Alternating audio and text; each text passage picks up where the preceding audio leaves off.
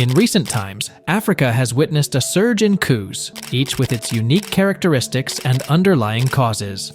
The coup in Gabon, which unfolded against a backdrop of political and economic turmoil, is just one example of the complex dynamics of power transitions on the continent. This video aims to explore the reasons behind the increase in coups across Africa while emphasizing the distinct nature of each incident. Despite appearing as mere blips on the news radar, these coups offer valuable insights into the political landscapes of their respective regions and the global context. The varied nature of African coups.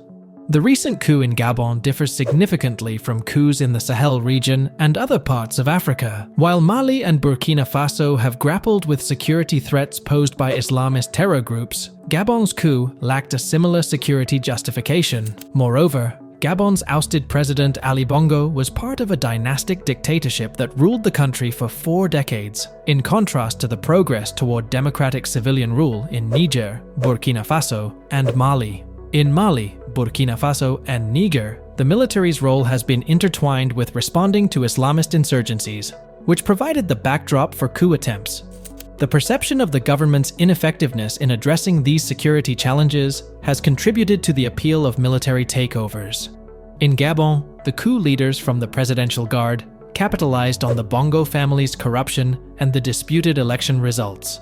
The ruling elites, led by the Bongo family, reaped the benefits of Gabon's oil wealth, but failed to reinvest in vital state institutions, leaving the majority of the population impoverished.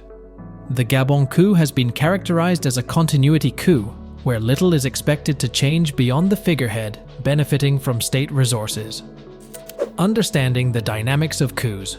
Coups are relatively rare events, but they are more common in regions with colonial legacies, economic challenges, and high inequality. Both Africa and Latin America, having emerged from centuries of colonialism, have experienced their fair share of coups. These regions continue to grapple with the long-term effects of colonial rule, which include political instability and economic inequality. One of the most significant predictors of a coup is precedent. If a country has experienced a coup attempt in recent years, the likelihood of another coup increases. The presence of any coup attempt, whether successful or not, indicates that the conditions conducive to coups are present. Furthermore, circumstances where the government appears ineffective in addressing challenges, such as counter-insurgency efforts, can inspire coup plotters. The military may perceive civilian leadership as incapable of providing the resources and tools needed to combat insurgencies, prompting a coup. The outcomes of coups. Not all coups lead to positive outcomes, and Gabon's coup mirrors cases like Zimbabwe and Thailand, where the ruling elite's interests take precedence. In some instances, post-coup governments may conduct elections, but these elections may lack true democratic norms, merely serving as a facade. Western powers and international bodies often accept post-coup elections as long as they involve civilian candidates rather than military figures. This approach aims to restore a semblance of normalcy, ensuring a veneer of democratic governance. Democratization after a coup can sometimes be an accidental outcome, influenced by social and international pressures. However, it is worth noting that in some cases, the military does not wish to see a transition to democracy, but circumstances force their hand.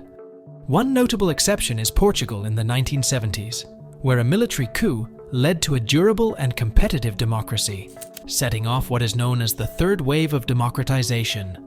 This episode, however, came with its share of challenges, including additional coup attempts and economic upheaval. Coups as part of a global democratic decline. Coups are part of a broader global trend away from democracy. They may not always involve military takeovers, as seen in autogolps or power grabs within democratic institutions.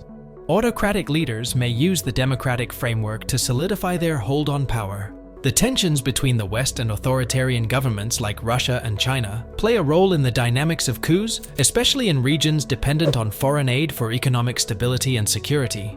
In these cases, democracy becomes difficult to sustain due to the high cost involved in maintaining it, particularly in the absence of a robust indigenous economy. In polarized societies, building civilian institutions becomes challenging, and negotiations with the government become complicated. Polarization is a symptom of societal disintegration, which undermines the functioning of democracy. Conclusion. The recent surge in coups across Africa reveals the multifaceted nature of these political transitions. While they may appear as isolated incidents, each coup reflects regional dynamics, historical legacies, and global power struggles. Understanding these nuances is crucial for comprehending the complex political landscapes in Africa and around the world, emphasizing that these events are not isolated, but rather part of a broader shift in global politics. That's all for today's video, and I hope you enjoyed it. If so, make sure to like, share, and subscribe to the channel for more engaging content.